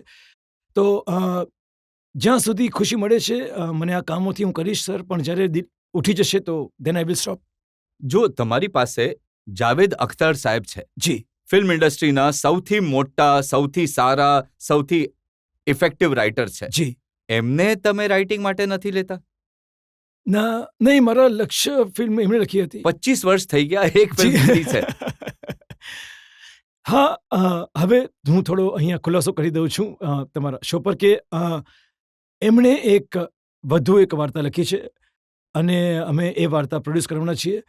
તો ઘણી જ જલ્દી, હું મારા મતે 1 વર્ષ કે 2 વર્ષ બાદ તમે જોશો કે જાવેદ અખ્તરની લખાયેલી એક વધુ સ્ક્રિપ્ટ દુનિયા સામે હશે. જો કે એ તો એમ કહે છે કે મારા લખેલા ડાયલોગ્સને ફરહાન રિજેક્ટ કરી દે છે. એ કહે છે કે આ જૂના જમાનાના ડાયલોગ છે. નહીં, એ જૂના જમાનાના નહીં, પણ હા, આ ભૂલ થઈ ગઈ છે કે એકવાર મારાથી જ્યારે અમે ગીત લખી રહ્યા હતા, દિલ ચાહતા હૈ એનું પહેલું ગીત, તો દિલ ચાહતા હૈ કભી ન બીતે ચમકીલે દિન, તો એમણે લખ્યું હતું ચમકીલે દિન. તો હું એડવર્ટાઇઝિંગ દુનિયાથી હું આવ્યો હતો ફિલ્મોમાં. તો એડવર્ટાઇઝિંગમાં ચમકીલા એટલે ડિટર્જન્ટ. તો ચમકીલા મતલબ ચમકીલે દિન મતલબ એટલો વિચિત્ર વર્ડ છે. મતલબ આમાં કોઈ મ્યુઝિકલિટી નથી, આ નથી. તો એમણે કહ્યું કે જો હું તો હજી બાળક છે, હમણાં તો બાળક છે, એક કામ કર, આ વર્ડને પ્લીઝ ચેન્જ નહીં કર, આ ગીતને રિલીઝ થવા દે, આ ગીતની યુએસપી આ જ શબ્દો બનશે. And he was right. તો એના પછી જ્યાં ગીતનો મામલો છે અને લિરિક્સનો મામલો છે, I don't argue with him. પણ જ્યારે અમે એક સાથે કામ કરી રહ્યા છીએ તો હું મારી દરેક સ્ક્રિપ્ટ એમને આપું છું વાંચવા માટે, અને ઓબ્વિયસલી એમનો જે એક્સપિરિયન્સ છે, જે અનુભવ છે, એ મને સજેશન આપે છે. જે મને યોગ્ય લાગે છે હું લઉં છું, જે એમને ક્યારેક એમને તો બધા યોગ્ય જ લાગે છે પણ જે મને ક્યારેક યોગ્ય નથી લાગતા હું નથી લેતો. એ હંમેશા મને કહે છે કે ભૂલ કરે છે તો પણ હું કહું છું કે યાર મતલબ માણસ પોતાની ભૂલમાંથી શીખે છે, તો મને કરી લેવા દો. જો તેઓ પોતાની વાત એકદમ સ્પષ્ટ કહે છે, ભલે તમારા વિશે હોય કે તમારી સિસ્ટર ઝોયાના જી. વિશે હોય. હવે ઝોયા વિશે એમણે ઘણી ઇન્ટરેસ્ટિંગ વાત કહી કે ઝોયાએ એમને કૂતરા માટે ડાયલોગ લખવા કહ્યું. હા, એમણે મને કહ્યું હતું કે અચ્છા એક વાત કે તું દિલ ધડકને દોના ડાયલોગ લખી રહ્યો છે, તો તારી બહેને તારી પાસે કૂતરાના ડાયલોગ કેમ નહીં લખાવ્યા? તો મેં કહ્યું કે યાર એ તમે એમને જ પૂછો. બટ એ કૂતરા માટે જે કેરેક્ટર હતું, એક ડીપ થિંકર, એક ફિલોસોફર હતો. કદાચ મારી બહેનને લાગ્યું હશે કે મારામાં ડીપ થિંકિંગ અથવા ફિલોસોફી નથી, તો એ જતી રહી એક્સપર્ટ પાસે. અને એ પણ સાચું છે કે એ ફિલ્મમાં કૂતરાએ તમારું મોઢું ચાટવાનું છે એટલે તમે આખા મોઢા પર આઈસ્ક્રીમ લગાવી દીધું હતું. તો સૌથી પહેલાં તો મને એ વાતની ખુશી હતી કે હું કૂતરાઓથી ડરતો નથી, કારણ કે એ કૂતરાએ મારો આખો ચહેરો ચાટવાનો હતો. તો અમે ઘણા એ ટ્રેક કર્યા કે આ બધું કરી રહ્યો છું, પણ એ કૂતરો મતલબ બિલકુલ પણ માર્લિન બેડરો બની ચૂક્યો હતો. એ ઇન્ટરેસ્ટ નહોતો લેતો. કૂતરો પોતાના મેથડ એક્ટિંગમાં લાગેલો હતો. તો પોતાને ફાઇનલી કહ્યું કે કૂતરો છે, કંઈક તો એક્સેપ્ટ કરશે મને. તો એના ટ્રેનરે કહ્યું કે એક કામ કરો કે જે શોર્ટ કૂતરા પર છે, જ્યારે તમારો ચહેરો નહીં દેખાય ત્યારે તમે આખા ચહેરા પર આઈસ્ક્રીમ લગાવી લો.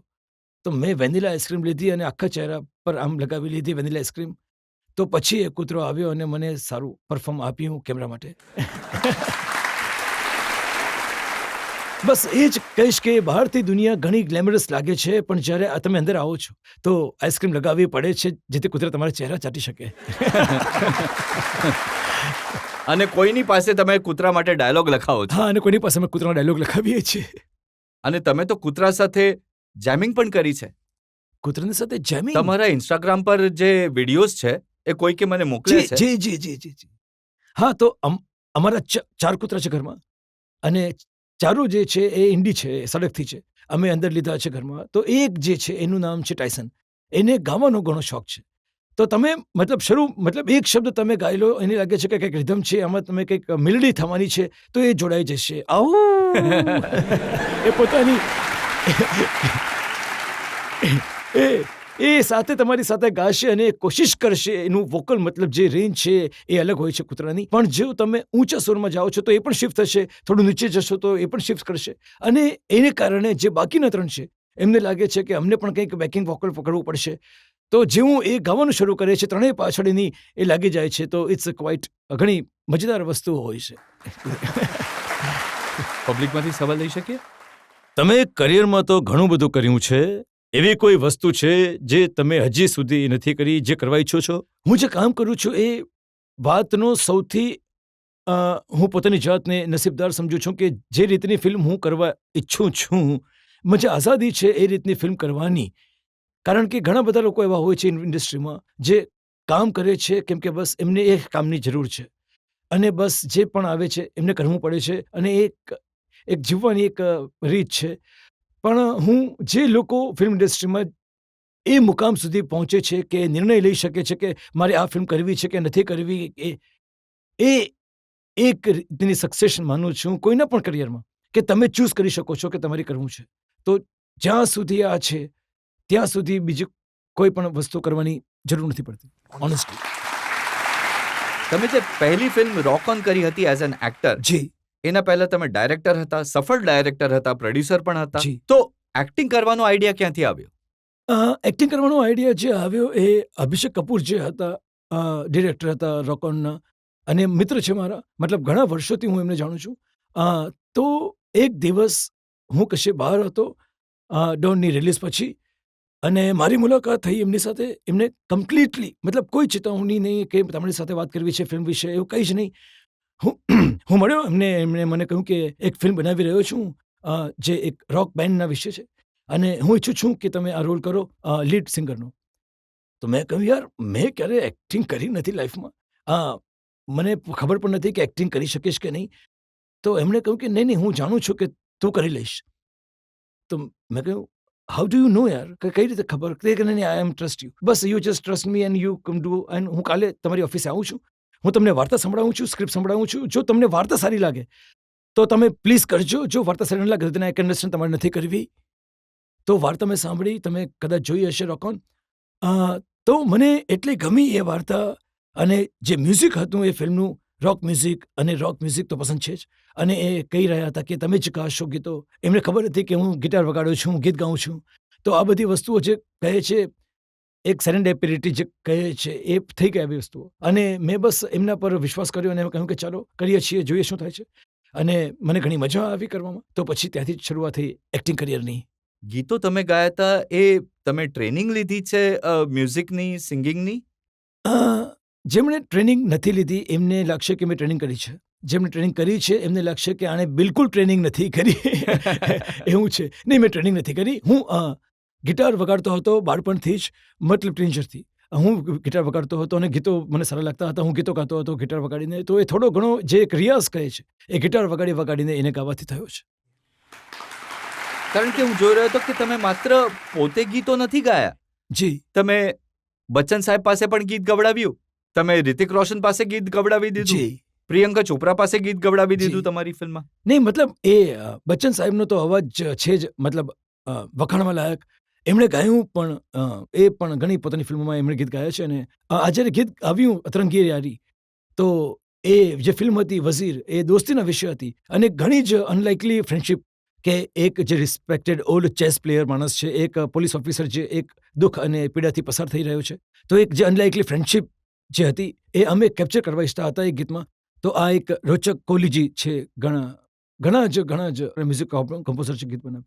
તો મને તો જ્યારે એમણે કોઈકે મને કહ્યું કે તમે અને બચ્ચન સાહેબ સાથે ગાશો, હું તો મને એટલું એક્સાઇટમેન્ટ થયું, હમણાં પણ એક્સાઇટ થઈ રહ્યો છું એ સાંભળીને, યાદ કરીને કે આવું થયું હતું. અને મને તો એક સ્ટુડિયોમાં ગીત સાથે ગાયું. અને એના પછી એક કોન્સર્ટ થઈ હતી મુંબઈમાં, ગ્લોબલ સિટીઝન કરીને કોન્સર્ટ હતી, અને સ્ટેજ પર એમની સાથે મને આ ગીત ગાવાની તક મળી. મારા કરિયરમાં I think that's probably one massive achievement. અને રિતિક, એમને તો ડાન્સ માટે લોકો જાણે છે. હા, નહીં, પણ રિતિક પણ એક કમ્પ્લીટલી એક્ટર છે. એ પોતાના અવાજ પર કામ કરે છે, સિંગિંગ ક્લાસીસ પણ લે છે, કેમ કે તમારા અવાજમાં એક રેન્જ હોય, અને જો તમે કંટ્રોલ કરી શકો પોતાનો અવાજને, તો એ તમારી એક્ટિંગમાં પણ કામ કરે. એ કામ આવે છે. તમે પિચ કરી શકો છો પરફોર્મન્સને કોઈ રીતે, કે કોઈ પણ એક ડાયલોગને લો ઓક્ટેવમાં બોલીને સડનલી ઊંચા ઓક્ટેવમાં જો તમારે લઈ જવું હોય તો એની એક ઇફેક્ટ હોય છે. તો એ પોતાની જાત પર હંમેશા કામ કરતા રહે છે. તો એ કોઈ પણ એક્ટરે કરવું જોઈએ આવી વસ્તુઓ. અને ઝોયાએ ડિસાઇડ કર્યું હતું કે આ જે ગીત છે સેલ્યુરિટા, એ જે એક્ટર છે એ ત્રણ એક્ટર જ ગાશે. તો હું ઘણો કમ્ફર્ટેબલ હતો કે હું ગાઈ લઈશ. રિતિક ગયો શંકર મહાદેવનજીને મળવા, અને શંકરજીનું હું એ કહીશ કે મેં રોકોનના પહેલા ગીતો પણ એમની સાથે પણ ગાયા હતા. તો હું એટલો નર્વસ હતો જ્યારે હું સ્ટુડિયો ગયો હતો એ દિવસે એ રેકોર્ડિંગ્સ માટે. તો હું પહોંચતો હતો ત્યાં, તો કોચ હોય છે ત્યાં બૂથમાં હોય છે, ત્યાં સામે શંકરજી હતા, અમુક સાઉન્ડ એન્જિનિયર્સ હતા, એક બે લોકો હતા. તો મેં એમને કહ્યું, અને રિતિકની સાથે પણ આ જ થયું હતું. એમણે કહ્યું કે સૌથી પહેલાં તો બાકી બધા જેમની જરૂર નથી તે બધાને બહાર કાઢો. કારણ કે જે બની શકે છે કે અહીંયા મને લાગી રહ્યું હોય કે હું કિશોર કુમારની જેમ ગાઈ રહ્યો છું અને ત્યાં એક ગધેડાનો અવાજ નીકળી રહ્યો છે, શું ખબર. તો બાકીના બધા ખસી જાઓ, માત્ર શંકરજી મહાદેવજી રહેશે. તો એ રહ્યા. પછી મેં એમને કહ્યું કે તમે બધી લાઇટ ઓફ કરી દો, કોઈ મને જોઈ નહીં શકે. કારણ કે હું ઊભા રહીને, મતલબ જે ગાય છે ને, જે ટેવાયેલા કલાકાર છે એમની સાથે હું કામ કરી રહ્યો છું. એમની એક રીત હોય છે, જે આમ ઊભા રહીને પોસ્ટર હોય છે, હાથોથી, મતલબ જે એક્સપ્રેશન હોય છે એમના હાથોથી થાય. મને આ બધું ખબર નથી. મેં વિચાર્યું કે યાર, મારા હાથમાં માઇક પકડીશ અને હું ડાન્સ કરીશ અંધારામાં અને ગીત ગાઈશ, જેથી સરળતાથી એક ફ્લોમાં નીકળે છે ગીત. તો આ રીતે કર્યું હતું મેં. અને રિતિકે જ્યારે આવ્યા તો શંકરજી સાથે હતા, અને શંકરજીએ પહેલા જ દિવસે શંકરજીએ એમને કહ્યું કે કોઈ રિહર્સલ નહીં, કંઈ નથી કરવું. તમે ગીત સાંભળ્યું છે, ત્યાં ઘરે તમે થોડી રિહર્સલ્સ કરી હશે, just go straight in to the booth and just start singing. કારણ કે જ્યાં સુધી તમે ગાવાનું શરૂ નહીં કરશો ત્યાં સુધી હંમેશા તમને તમારું માઇન્ડ કહેતું રહેશે કે યાર, મારાથી આ નહીં થઈ શકે. So he has been very very instrumental for me, and I am imagining for Hrithik to be able to sing out in public. એ સાચું છે કે એક સમયે A.R. રહેમાન સાહેબે તમને ગીત ગાવાનું કહ્યું હતું અને તમે ના પાડી દીધી હતી? જી, સાચું તો છે. તો એમણે એક મને ફિલ્મનું યાદ નથી, પણ કંઈક ગીત હતું, કંઈક ફલક જેવું કંઈક ગીત હતું, અને એ જે મિજાજ હતો એ ગીતનો, અને જે રીતનું કમ્પોઝિશન હતું, એમ મને એ સમય લાગ્યું કે માત્ર રોકોનના ગીતો ગાયા છે. અને મને એ વખતે લાગ્યું હતું કે યાર, આ મારાથી થઈ નહીં શકે. આ એક અલગ રીતનું સિંગિંગ છે, એક અલગ પ્રકારની સિંગરની જરૂર છે આના માટે. અને જે મારી એક સ્ટ્રેન્થ હતી એઝ અ સિંગર, કે મારું જે એક માનવાનું હતું કે આઈ એમ ગુડ ઇન ધીસ, કે આનાથી ઘણું અલગ હતું અને આનાથી ઘણું બહાર હતું. અને મેં એમને ફોન કર્યો કે મેં કહ્યું, પ્લીઝ મને માફ કરી દો, કારણ કે આ ઘણું ઓછું જશે કે A.R. રહેમાન કોઈને ફોન ઉઠાવીને કહે કે ભાઈ, તું તો એક જાણીતો સિંગર છે નહીં, પણ તારો આ ગીત ગાઈ લે. પણ તો પણ મને ઘણું ખરાબ લાગે છે કે મને મારા ત્યાં કહેવું પડી રહ્યું છે કે મારા ત્યાં નહીં થઈ શકે, તો પ્લીઝ ફોરગીવ મી. એન્ડ એના પછી એમણે ક્યારેય મને ફોન નહીં કર્યો કોઈ પણ દિવસ. સર, એક ગીત ગાઓ ને પ્લીઝ.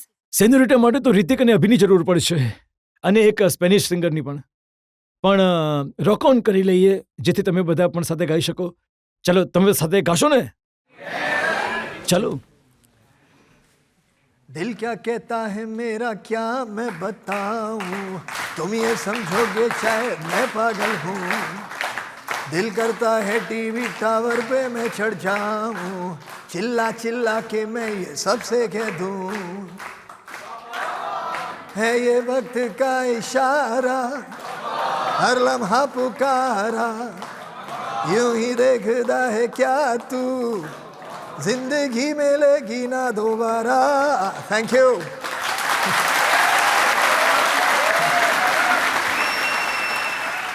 તો અહીંયા વધુ એક બ્રેક માટે રોકાઈશું અને બ્રેક બાદ આપકી અદાલતમાં ફરહાન અખ્તર પર આરોપો અને સવાલોનો વધુ એક દોર. જે એક વસ્તુ જે છે જેનાથી હું નફરત એટલે કરું છું કેમ કે હું ડરું છું ઘણું એનાથી, અને એ છે કોકરોચ. એનાથી મને કંઈક પ્રોબ્લેમ છે લાઈફમાં. Welcome back. આપકી અદાલતમાં આજે આપણે કેસ ચલાવી રહ્યા છીએ, સવાલ પૂછી રહ્યા છીએ ફિલ્મ સ્ટાર ફરહાન અખ્તરને. આપકી અદાલતમાં આગલો આરોપ. આપકી અદાલતમાં ફિલ્મ સ્ટાર ફરહાન અખ્તર પર આરોપ છે કે તેઓ બેકારના વિવાદોમાં પડે છે. જો આમ તો તમે તમારી લાઈફ સીધી સાદી છે. તમે પણ કહો છો કે હું માત્ર મારા કામ પર ફોકસ કરું છું, અહીંયા ત્યાં કોઈ ચક્કરમાં નથી પડતો. જી. પણ 2-3 બનાવ એવા બન્યા જે બોબી દેઓલની ફિલ્મ છે એનિમલ, જી. એના વિશે તમે કોમેન્ટ કરી. આ જે કેરેક્ટર છે એ પ્રોબ્લેમેટિક છે. સર, આ જે ટોક્સિક મેસ્ક્યુલિનિટી હોય છે, આ એક પ્રોબ્લેમ છે આપણા દેશમાં. આ એક પ્રોબ્લેમ છે ટોક્સિક મેસ્ક્યુલિનિટીનો. કારણ કે બાળપણથી મોટાભાગના લોકો જે શીખવાડવામાં આવે છે, ખાસ કરીને છોકરાઓને, એમને શીખવાડવામાં આવે છે કે યાર તારે મતલબ મોટા થઈને તારે આ હોવું જોઈએ, તે હોવું જોઈએ. ના ક્યારે ના નહીં સાંભળો. જે તમને જે છે મેળવી જ નહીં રહ્યો. કંઈ પણ થઈ જાય, આ થઈ જાય, તે થઈ જાય. આજે પુરુષ રડતો નથી, પુરુષ ફરિયાદ નથી કરતો, પુરુષ મતલબ ફિલિંગ્સ નથી હોતી પુરુષમાં. પુરુષ માત્ર એક રોબોટ છે તે ચાલતો જાય, એવી ફિલિંગ હોય છે. તો જે તમે કોઈ પણ એ રીતના એક પુરુષને જે વગર એમ્પથીનો છે, કોઈ પણ વસ્તુ વગરનો છે, હોઈ શકે છે આવા કેરેક્ટર હોય. અને જે ફિલ્મમાં હતું, જ્યારે અમે ફિલ્મો જોતા હતા, મતલબ જેના પર આપણે બધા મોટા થયા છે, એ જ હતું કે કોઈ એવું પાત્ર છે ફિલ્મમાં જે હિરોઈન સાથે દુર્વ્યવહાર કરે છે, જે એક મતલબ ખરાબ નજરથી મહિલાને જોશે અને મહિલા વિશે વાત કરશે. તો એ વિલન હતો ફિલ્મનો, જેને એન્ડમાં મતલબ હીરો મારતો હતો અથવા હિરોઈન મારતી હતી. તો તમને લાગતું હતું કે યાર આવા માણસ નહીં બનો, તમારી બેન્ડ વગાડવાની માર છે. ખાશો. હવે જો તમે એ વિલનને જ ગ્લોરીફાય કરવા લાગ્યા અને કહેશો કે આ માણસ એકચ્યુઅલી ઘણો સારો માણસ છે, યાર આના જેવો બનો, તો એમાં તો પ્રોબ્લેમ થશે ને. અને મારું એ માનવું છે કે ફિલ્મોની અસર થાય છે સોસાયટી પર. હું એવું ક્યારેય નહીં કહીશ કે મારા ફિલ્મમાં એન્ટરટેન છે. તમે આને માત્ર એન્ટરટેનમેન્ટ દ્રષ્ટિકોણથી જુઓ, આનો કોઈ જ પ્રભાવ નથી થતો સોસાયટી પર. હું એવું નથી માનતો. બની શકે છે અલગ લોકો એવું માનતા હોય અને આવી ફિલ્મો આ કારણે આવી ફિલ્મો બનાવતા હોય. મારું એ માનવું છે કે આપણે લક્ષ્ય વિશે હમણાં જ વાત કરી. જો હું એની અસર જોઉં સોસાયટી પર, એની અસર જોઉં, જે એક યંગ છોકરો હતો એણે કહ્યું કે મારે આર્મી જોઈન કરવી છે, તો હું પછી એવું કેમ નહીં વિચારું કે હું એક એવી ફિલ્મ બનાવું જે એક બિલકુલ જ નીચલી કક્ષાના માણસ પર આ ફિલ્મ બની છે, તો એનાથી ઇન્સ્પાયર નહીં થઈ શકે? આ હું કેવી રીતે વિચારી શકું? ના, પણ તમે લક્ષની અસર જોશો, મિર્ઝાપુરની શું અસર થઈ એ નહીં જુઓ. નહીં, પણ નહીં, વાત તમે બરાબર કરી રહ્યા છો. તમે બિલકુલ સાચી વાત કરી રહ્યા છો. પણ જો તમે મિર્ઝાપુર પણ જુઓ, એમાં જે દ્રષ્ટિકોણથી ડાયરેક્ટરનો કે શું સાચું છે અને શું ખોટું છે બરાબર છે. મતલબ જે માણસ એમાં પણ ખરાબ છે, એ ખરાબ કામ કરે છે એવું બતાવું છું, પણ વાયોલન્સથી કોઈ પ્રોબ્લેમ નથી. મને કોઈના પણ રીતના ડાયલોગથી કોઈ પ્રોબ્લેમ નથી. પણ જે દ્રષ્ટિકોણ છે ડિરેક્ટરનો, એ કઈ રીતે કયા કારણે વાર્તામાં સંભળાવી રહ્યો છે, શું ઇન્વેસ્ટમેન્ટ છે એનું, શું ગ્લોરીફાય થઈ રહ્યું છે અને શું કરી રહ્યો છે કે યાર આ પણ થાય છે દુનિયામાં, આ પણ બરાબર વસ્તુ નથી. તમે બતાવો કોઈ પ્રોબ્લેમ નથી. કોઈકે એફઆઈઆર પણ નોંધાવી હતી, તમારા વિરુદ્ધ કેસ પણ કર્યો હતો મિર્ઝાપુરની વિરુદ્ધ. કેસ જે બન્યો હતો એમાં કોઈકે કેસ કર્યો હતો કે તમે મિર્ઝાપુરનું નામ ખરાબ કરી રહ્યા છો. તો પણ હવે એણે કહ્યું હતું કે હું મિર્ઝાપુર વાળો છું, હું જ્યાં જાઉં છું જી. લોકો મને કાલીન ભૈયા કહે છે. અચ્છા, આ મને યાદ નથી.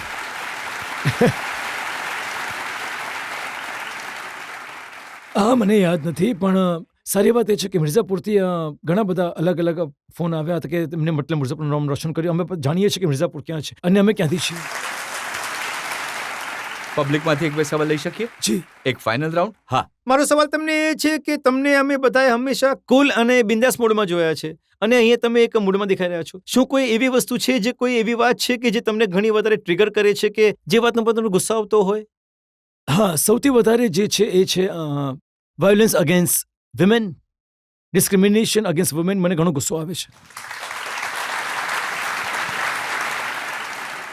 તમને ત્યારે ગુસ્સો નહીં આવ્યો જ્યારે નસીરુદ્દીન શાહ જેવા એક્ટરે કહ્યું કે I don't care about Farhan Akhtar, I don't watch his films? નહીં, એમાં ગુસ્સો આવવાની કોઈ વાત છે જ નહીં. હું ડિસઅપોઇન્ટ થયો. મને લાગ્યું કે જો કદાચ એ જોઈ લે મારી ફિલ્મ, કદાચ એમને મિલ્ખા સિંહ જોયા બાદ જો કોઈ આવું કહે જી કે મને આની એક્ટિંગ ગમતી નથી, મને લાગે છે ક્યાંક તો ગડબડ છે. સર, આનો જવાબ તો એ જ આપી શકશે તમને. આટલા વર્ષોથી જાણું છું એમને. અમે સાથે કામ પણ કર્યું હતું જિંદગીના મિલકી દોબારામાં, અને અમે તો એ બાળપણથી જાણીએ છીએ. મતલબ હું તો થોડું જ્યારે સમજ પડી કે કોણ કોણ છે ત્યારે મેં જાણ્યું કે આ કોણ છે. મને માત્ર એ વાત હતી કે જે થોડી ઘણી ખરાબ લાગી, અને એ હતી કે તમે ઘણા કમાલના પરફોર્મર છો, એમાં કોઈ શક નથી, ઘણા મોટા એક્ટર છો, અને જો તમે ઈચ્છો છો કે માણસનું કામ સારું થાય, આનું કામ ઇમ્પ્રૂવ થાય, તો એની એક રીત હોય છે કે તમે હું આવું કરતો હતો કે હું ફોન ઉઠાવતો, હું એને ફોન કરતો જેથી સાથે પણ હું વાત કરવા ઈચ્છું છું, અને હું કહેતો કે ભાઈ તમે મારા ઘરે આવો, મને તમારી સાથે કંઈક વાત કરવી છે, તમે તમારી ફિલ્મ જોઈ છે અને મને આ લાગ્યું. તો જો તમે પેશનેટ છો કે તમારી એક્ટિંગ કરવી છે તો તમે આ વસ્તુઓ પર થોડોક ફોકસ કરો. આ એક રીત હોય છે. જો પ્રેસમાં જઈને કહેવું કે મને આવું લાગ્યું તો આઈ ફાઉન્ડ ધેટ ઇઝ ડિસરિસ્પેક્ટફુલ. બસ આ જ એક હતું. પણ એના સિવાય એમનો ઓપિનિયન છે, જો એમને સારી નહીં લાગી હોય તો મતલબ I can't change his opinion. એક સવાલ હજુ લઈ શકીએ? તમને કોઈ વસ્તુથી લાઈફમાં ડર લાગ્યો છે? મને માત્ર આ વાતો છોડીને જે નજીકના લોકો છે, ફેમિલી છે, જે નજીકના મિત્રો છે, એમનું સ્વાસ્થ્ય સારું, એમને કંઈ થવું ન જોઈએ, એમની સેફટી બની રહે, એમની જે હેલ્થ છે બની રહે, તો એ એક હંમેશા માઇન્ડમાં હોય છે. પણ એના સિવાય જ એક વસ્તુ છે જેનાથી હું નફરત એટલે કરું છું, કેમ કે હું ડરું છું ઘણો એનાથી, અને એ છે કોકરોચ. એનાથી મને કંઈક પ્રોબ્લેમ છે લાઈફમાં. કોકરોચથી ડર લાગે છે? ઘણો. મને આજ સુધી સમજાયું નથી કે એ છે કેમ. હું નહીં, સાચે નહીં, હશે એક સર્કલ ઓફ લાઈફમાં, મતલબ જે એ નેચરમાં એમનો કોઈ રોલ હશે, પણ હું એ સમજી નથી શક્યો કે એ છે કેમ. અને જે રીતે જો ક્યારેક એ નીકળે બહાર અને તમારી તરફ જુએ અને એ આવું કરવાનું શરૂ કરે, અને એવું લાગે કે એ ચકાસી રહ્યા છે કે મતલબ હું કેટલો ડરાવી શકું છું આ માણસને, તો એમાં કંઈક છે. મને જેવું હું કોકરોચને જોઉં છું, મને લાગે છે કે યાર મને નાહવું પડશે હવે, એવી એક ફિલિંગ્સ આવે છે. સો that's the one thing I really મને નથી ગમતા. મારો તમને ક્વેશ્ચન છે કે તમે અત્યાર સુધી આટલા બધા મ્યુઝિક કોન્સર્ટ કર્યા છે, તો ક્યારેક કોઈ ફેને તમને ક્રેઝી ક્વેશ્ચન કર્યો છે? કોઈ ફેને? હા સર. હા, મતલબ સૌથી ક્રેઝી જે મને ક્યારેક કોઈકે પૂછ્યું છે, મતલબ પૂછ્યું નહીં, બૂમ પાડીને એમણે કહ્યું કે જ્યારે હું સ્ટેજ ઉપર હતો, ઓકે ટી શર્ટ કાઢો.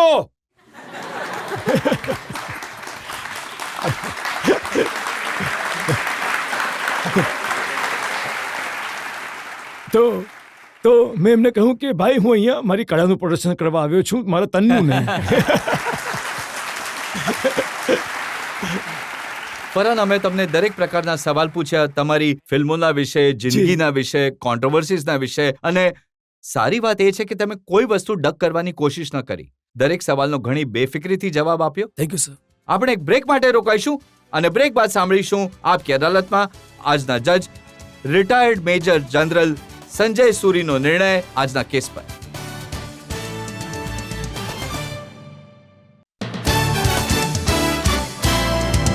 Welcome back. આપકી અદાલતમાં આજે આપણે કેસ ચલાવ્યો ફરહાન અખ્તર પર. હવે સમય છે આપકી અદાલતમાં આજના જજ રિટાયર્ડ મેજર જનરલ સંજય સૂરીના નિર્ણયનો. આજના કેસમાં રજત શર્માજીએ ફરહાન અખ્તર પર ઘણા કઠોર આરોપ લગાવ્યા, પણ ફરહાન અખ્તર દ્વારા ઘણા સુયોગ્ય જવાબ આપવામાં આવ્યા. અને હું એ કહેવા માંગીશ કે તમે જે પણ કરો છો એમાં જીવ રેડી દો છો, દિલો જાનથી કરો છો, જેવું તમારા જવાબોથી એમને ખબર પડી, અને તમારી પોતાની જાતને સંપૂર્ણ રીતે એ રૂપમાં ઢાળી દો છો. મારી રેજિમેન્ટની જેમ કે હમણાં જજજી હમણાં કહી રહ્યા હતા કે જે 120 બહાદુર જે ફિલ્મ બની છે એ દેશ માટે ઘણો મોટો સંદેશ આપે. એ જે લડાઈ છે, રઝાંગલા લડાઈ આપે છે, તો ત્યાં એ જે દેખાડ્યું છે કે જે સંદેશ પણ લખ્યો છે ત્યાં આગળ કે મરવાનું તો બધાને છે, પણ જ્યારે કોઈ પોતાના દેશ, ઓળખ, સંસ્કૃતિ અને પૂર્વજોની વિચારસરણી માટે પોતાની પ્રાણોની આહુતિ આપે છે તો એનાથી સારું મૃત્યુ નહીં હોઈ શકે.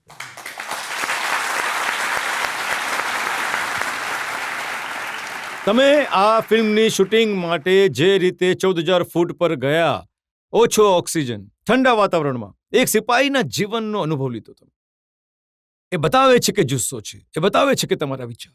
અને આ જ કારણ છે કે હું સમજુ છું કે ફિલ્મ એક સુપરહિટ છે અને કદાચ આપણે બધાએ જોવી જોઈએ આગળ જઈને, કારણ કે આ એક મેસેજ ઘણો સારો છે. હું તમારા જવાબો અને જઝ્બાને જોતા તમને બધા જ આરોપોથી બાઇજત બરી કરું છું, પણ એક સજા મારા તરફથી આપવા ઈચ્છું છું કે એક એવી ફિલ્મ દેશને માટે હજુ બનાવો. જરૂર સર, જરૂર બનાવીશ. Thank you sir. એ આશા અને વિશ્વાસ સાથે કે ફરહાન અખ્તર આ જ રીતે દેશના લોકોને એન્ટરટેન કરતા રહેશે અને દેશના લોકોને એજ્યુકેટ કરવા માટે, મોટિવેટ કરવા માટે, ઇન્સ્પાયર કરવા માટે ફિલ્મો બનાવતા રહેશે. આજનો શો અહીં સમાપ્ત કરીએ છીએ. આવતા અઠવાડિયે તમારી સાથે મુલાકાત થશે એક નવા વ્યક્તિત્વ સાથે. ત્યાં સુધી નમસ્કાર.